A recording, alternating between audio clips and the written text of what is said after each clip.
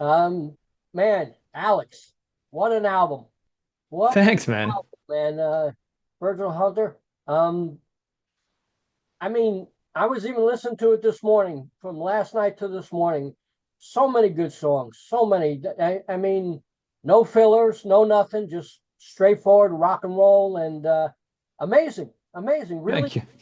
Really appreciate it, man. Thank you very much. cool. You should be very proud of this album. I would, you know. You know, let's go before we go into the new album. Let's go into past bands, just in case people want to, learn a little bit about yourself and other Mhm. bands you were in. So, tell me about the first band you were in. All right. I mean, you mean back in the past Yeah, or? yeah, very all the way from the beginning. Oh my God. I think I don't even remember exactly. Well, my very first band was called Snaves. Well, whatever. I mean, it was a local band. I was 14 years old, 15 years old, something like that. And by the way, the drummer was actually the current Vigilante drummer, Marcello. So it's we go way back. We go way back, and yeah, I mean, it was a band of friends. Want to make some music. We were all starting playing our instruments and get into metal and rock and the things we still like today. And the guitarist of the band was kind of the leader. He was the one that asked me to sing in his band, um, because there was another singer before. I wasn't a singer. I was nothing like that. I just asked me, and I still don't know why to these days. Uh, And I say, you know what? Well, a band sounds cool. Sounds cool, right? Well, let's give it a shot. Let's uh, try it. So that's exactly why I started singing. right, yeah. Um, and but yeah, we haven't done we haven't done anything. I mean, we played few local live, Uh, in front of a bunch of people, not right. not much. Then, I mean, aside from other like project um, that went nowhere, um, let's say the most important one has been Valpurgis Night. It was like kind of my first real, let's say, serious, halfway serious band. I Right. was playing guitar there, and we were playing classic heavy metal, let's say more European new wave of British heavy metal inspired, kinda. Uh-huh. Okay. And we did two records in 2011 and 2012. And then I joined another thrash metal local act. It was kind of technical thrash metal. I was singing there. It was called Endovein. Both Uh-huh. Valpurgis Night and Endovein are long split up. I think they both split up in 2014, if I'm Right. not The wrong. first band you started in 2010 and lasted to 2013. The End of Ain started in 2012 and ended in 2014. Yes, I mean, I joined the band in 2012 and I recorded an album with them, but they were like kind of the little local heroes. So Right, the band was formed in, I'm not even sure, but in the first 2000s. Okay. right. Um, and so, well, that was it. In 2014, I was without a band, but I was already composing something for what today is Vigilante. So I started composing the very first songs around 2011 and 2012. It was a very long time ago. Um, then in 2017, I Uh-huh. joined what is now my main band. Let's say it's not, it surely is my main band. It's HITTEN, Uh-huh. a band from Spain. Joined as a singer. They already had two records, and I recorded other three records with them. So we already did five records. Um Toured Europe several times. We're going to tour the US in the next weeks, between March and April. We'll have like a month tour with Hound. played in Japan. I mean, the main European festival. I mean, that's been an experience and still a great experience. Right. In the meantime, I joined a band called Cobra Spell. They're still active. I don't know if you heard of them. They're now like an all-female band, but at the very beginning, we started, it was me, Sonia Nubis, the leader, and Sebastian, the guitarist from Unto Others. And then, I mean, I recorded 2 EPs with them. And then which EP did better, Love Venom or Anthem of the Night? Both of them. Both of them. Cool. Then they recorded another album with the new lineup after me. But yes, I recorded both the EPs, and we actually played just one time live in Hamburg in Germany. And then it was exactly during COVID, so that's why we haven't done much stuff. Then I left. The project was too much demanding. And of course I had HITTEN, I have my regular job, and plus other stuff. I couldn't. I had to choose, to make some choice. In 2018 or 2019, I joined Jack Starr's Burning Star. That you might heard of. Jack Starr's fame from Virgin Steel. He was the guitarist of the first 2 Virgin Steel records and did a bunch of records throughout the 80s. I was a fan of the band. It has been a great opportunity. I did a record that came out in 2022 called Souls of the Innocent, and we played two times actually till now. One time in America, and we played in March in Athens at the Up the Embers Festival. And now after, as I told you before, I started writing the first song for Vigilante a lot of years ago. Worked on this project for many years. And then I had a bunch of songs, pretty much all the records done. The first record was done. Then I joined HITTEN, then, life. So basically I just stopped working on the project for several years. But I thought it was a waste. So I called back my buddies, Mirko, the bass player, and Marcello, the drummer, and I said, like, you know what, let's just go back to those songs. The album is pretty much ready. We just have to make some final touches and record it and put it out. I think it was a great record. There are some great songs. I think we really should put it out. And so we did. So that's what we did in the last years and in the last year. Now, and here we are, I guess. Now, how'd you hook up with High Roller Records? Oh, well, I work with High Roller since many years, mainly because of HITTEN. The last 3 records, the one with me on the vocals, they all came out under High Rollers. I think the second record also came out in vinyl with High Rollers. So, well, I'm working with them since a lot of years now. Love Stefan, love the whole organization. It's, I mean, they're hard worker, fair deals, very fair deals. I can just have sweet words for them. So it was like, I literally just send them an email to them, like, let's see what they say. Stefan, you're the first one. I'm going to send you the records, of course. Right. Cool. Now, this album don't come out till March 28th, right? Correct. Will that be on vinyl too? Yeah, every format you might think of: vinyl, CDs, and music cassette as well. Cool. Now let's go down some of the tracks and stuff like that. My particular favorite song is "Sacrifice for Love." I thought that's an amazing song. I mean, there's plenty of amazing songs on the album, but that just particular song is my favorite.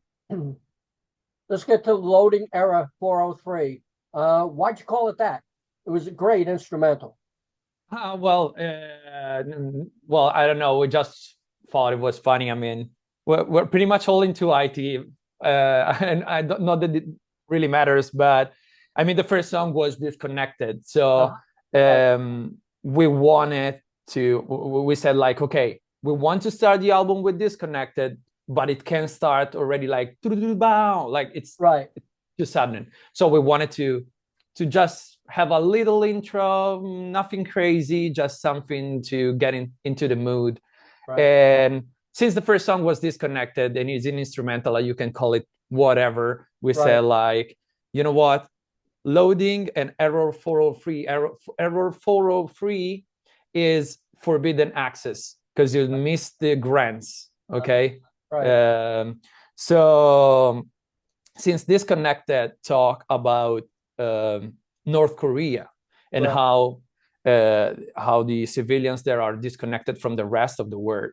Right. It's kind of like they don't have the rights, they don't have the grants to see what the rest of the world even is about.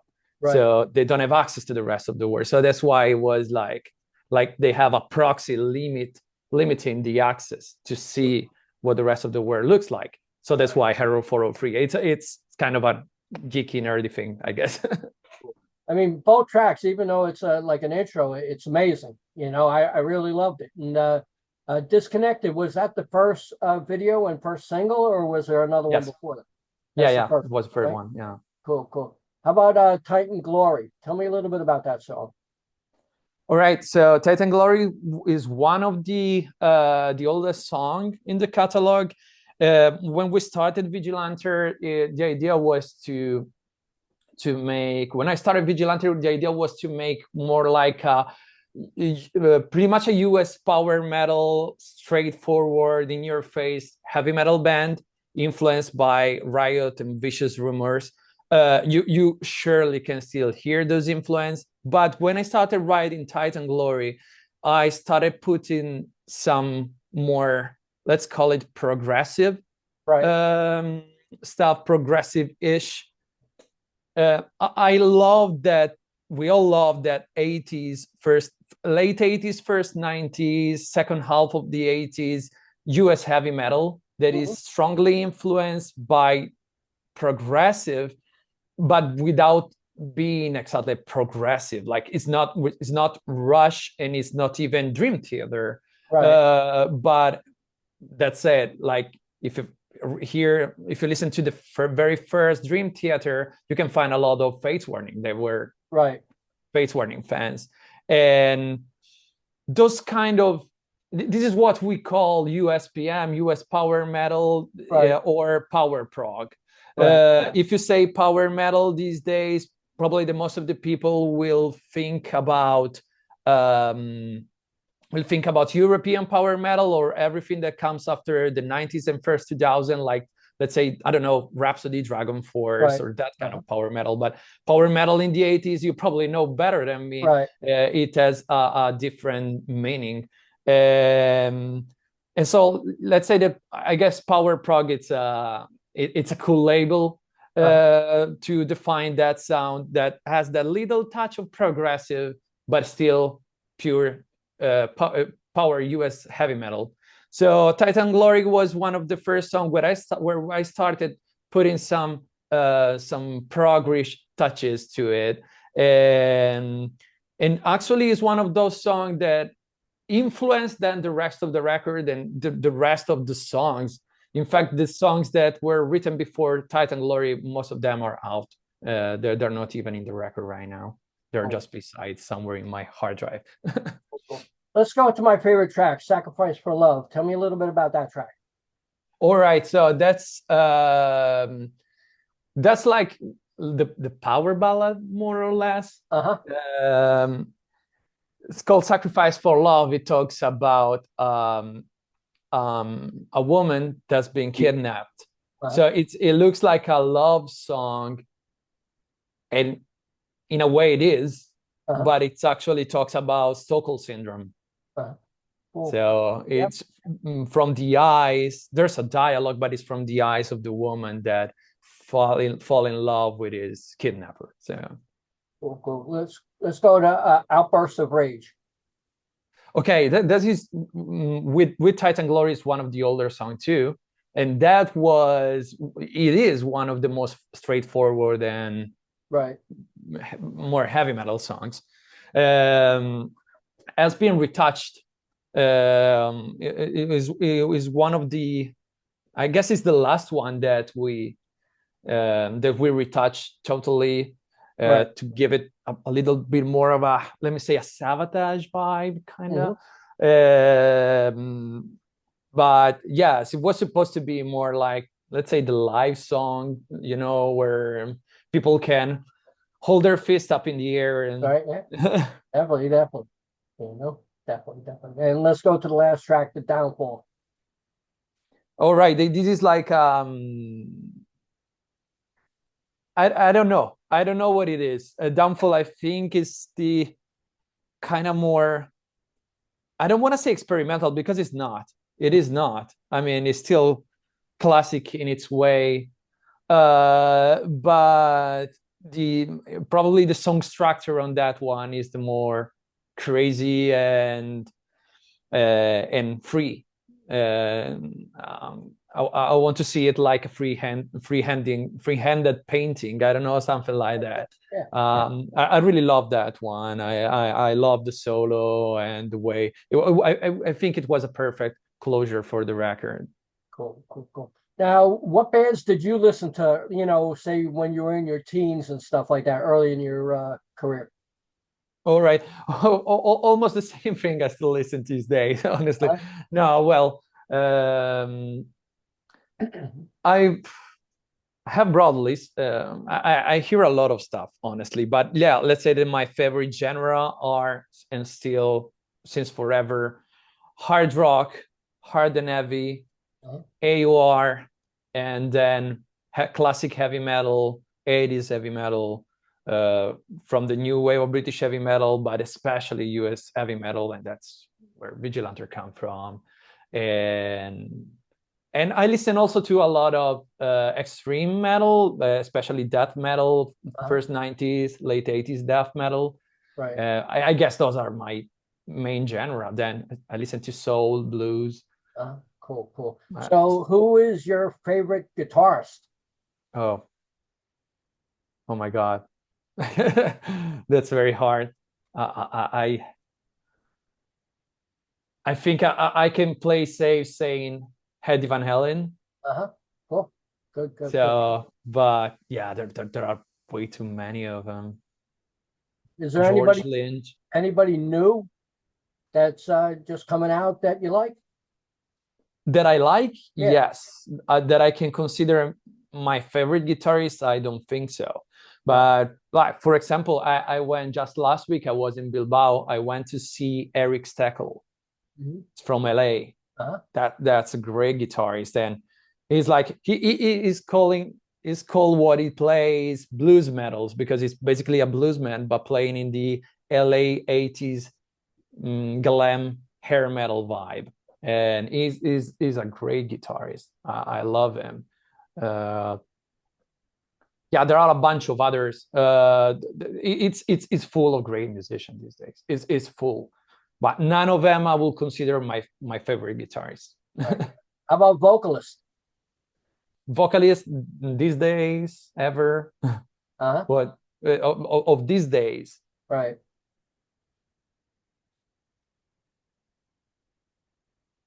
So you mean still active or young? Either one. It don't make a difference. It's hard. That's hard. Oh my God.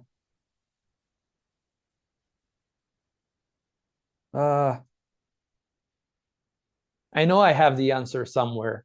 But I don't want to give you a rush answer, and then I will repent myself and say, no, I should have said the other one.